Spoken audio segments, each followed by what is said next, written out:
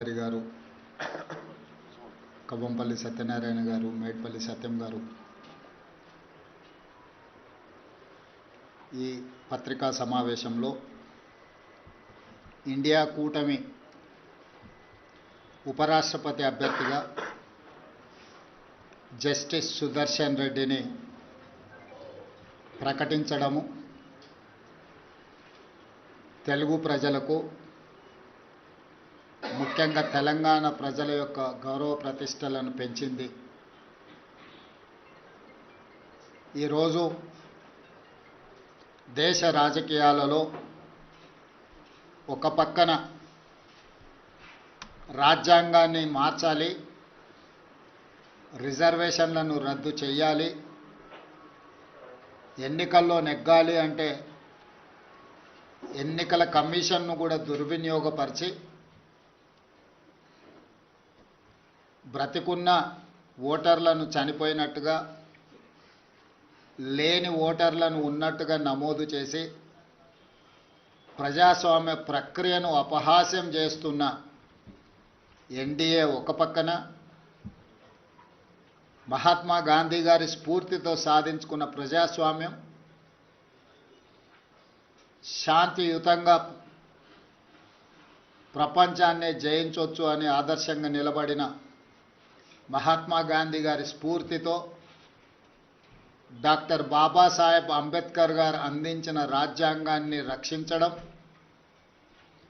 రాజ్యాంగ స్ఫూర్తిని కొనసాగించడం, రాజ్యాంగబద్ధమైన సంస్థల్ని పరిరక్షించడం ఇండియా కూటమి ఈరోజు ఇంకొక పక్కన.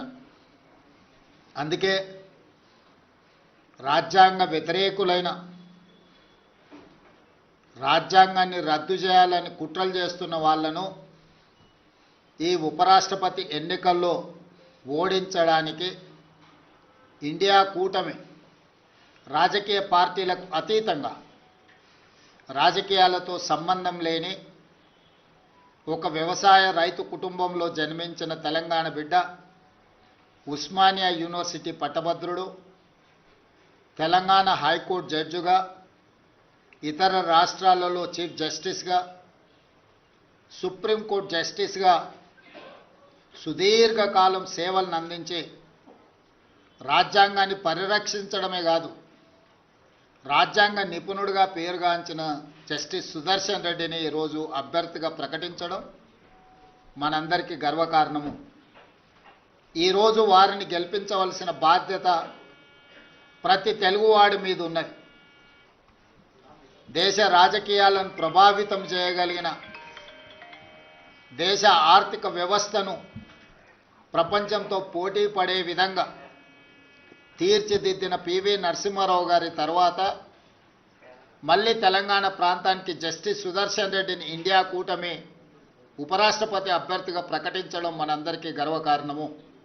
అందుకే ఈరోజు తెలంగాణ రాష్ట్ర ప్రభుత్వం తరఫున ఇండియా కూటమి రాజకీయాలకు అతీతంగా న్యాయ నిపుణుడు, న్యాయ కోవిదుడు జస్టిస్ సుదర్శన్ రెడ్డి గారిని అభ్యర్థిగా ప్రకటించడంతో రాజకీయాలకు అతీతంగా మనందరము ఏకం అవ్వాల్సిన సందర్భము. అందుకే ఈరోజు Telugu Desam party, YSR party, BRS party, MIM party, అదేవిధంగా ఉభయ రాష్ట్రాలలో ఉన్న బీజేపీ రాజ్యసభ, లోక్సభ మెంబర్స్కు కూడా విజ్ఞప్తి చేస్తున్నా, తెలుగువాడికి దక్కిన గౌరవం జస్టిస్ సుదర్శన్ రెడ్డి ఉపరాష్ట్రపతి అభ్యర్థిగా ప్రకటించడం. అందుకే మనందరం కలిసికట్టుగా 42 మంది లోక్సభ సభ్యులు, 18 మంది రాజ్యసభ సభ్యులు, ఉభయ రాష్ట్రాలకు సంబంధించిన వాళ్ళందరం ఒక తాటి మీదకి వచ్చి జస్టిస్ సుదర్శన్ రెడ్డి గెలుపులో భాగస్వాములు కావాలి.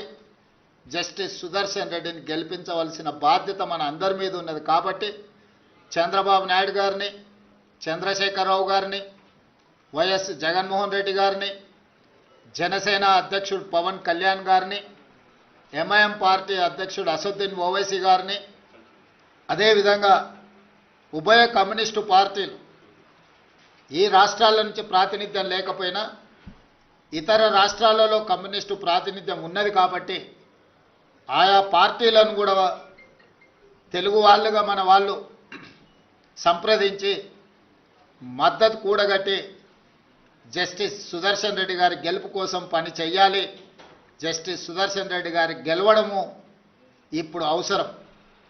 ఎందుకంటే రాజ్యాంగాన్ని పరిరక్షించాలంటే న్యాయ నిపుణులు, న్యాయ కోవిదులు రాజ్యాంగాన్ని ప్రజలకు ఆ స్ఫూర్తిని అందించడానికి ఉపరాష్ట్రపతిగా ఉంటే ఇది దేశ ప్రజలకు ప్రయోజనం చేకూరుతుంది, ప్రజాస్వామ్యం కాపాడబడుతుంది. అందుకే ప్రజాస్వామ్యాన్ని పరిరక్షించడానికి రాజకీయాలకు అతీతంగా మనందరం ఏకమై జస్టిస్ సుదర్శన్ రెడ్డి గారిని గెలిపించాల్సిన అవసరం ఉంది. వారికి మద్దతు ఇవ్వవలసిందిగా ఉభయ తెలుగు రాష్ట్రాలలో ఉన్న రాజకీయ పార్టీలను, వాటి నాయకత్వాన్ని ఈరోజు తెలంగాణ కాంగ్రెస్ పార్టీ తరఫున, మంత్రివర్గం తరఫున వారందరూ కూడా నేను విజ్ఞప్తి చేస్తున్నా.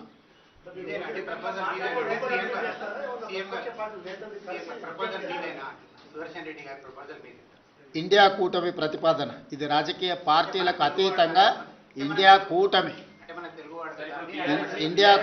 తరఫున అన్ని రాజకీయ పార్టీలను అడుగుతున్నాం.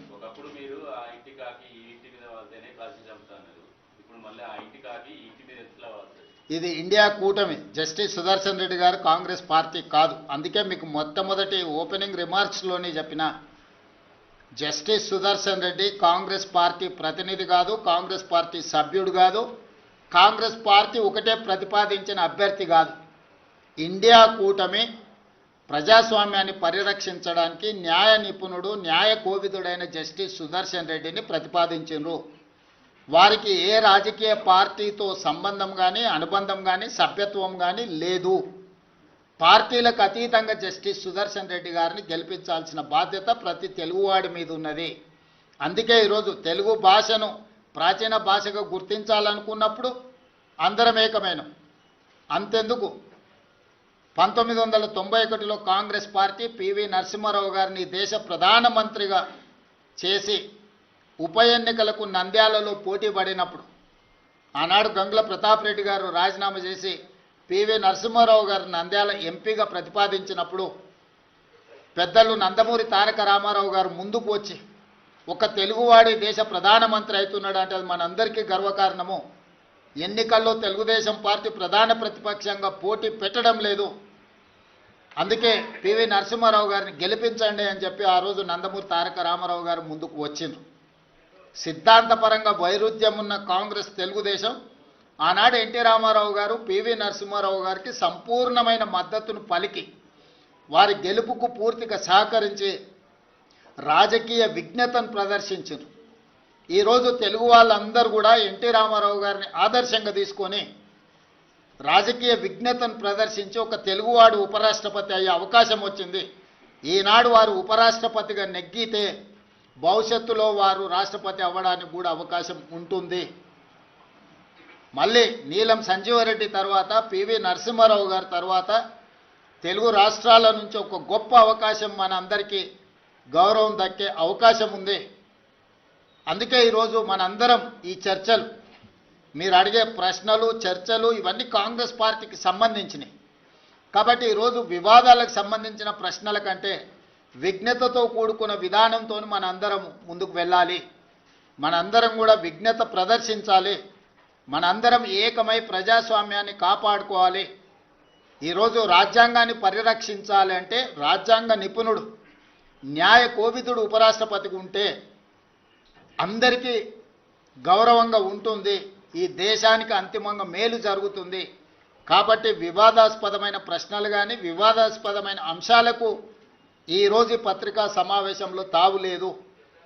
అందుకే పాత్రికేయ మిత్రులకు కూడా నా విజ్ఞప్తి, మీ ఆలోచనలు ఏవైనా ఉన్నా మీ భిన్నాభిప్రాయాలను కూడా పక్కన పెట్టి మీరందరూ కూడా కలిసికట్టుగా జస్టిస్ సుదర్శన్ రెడ్డి గారికి మద్దతు ఇవ్వాల్సిందిగా మీ అందరికి కూడా విజ్ఞప్తి చేస్తున్నా.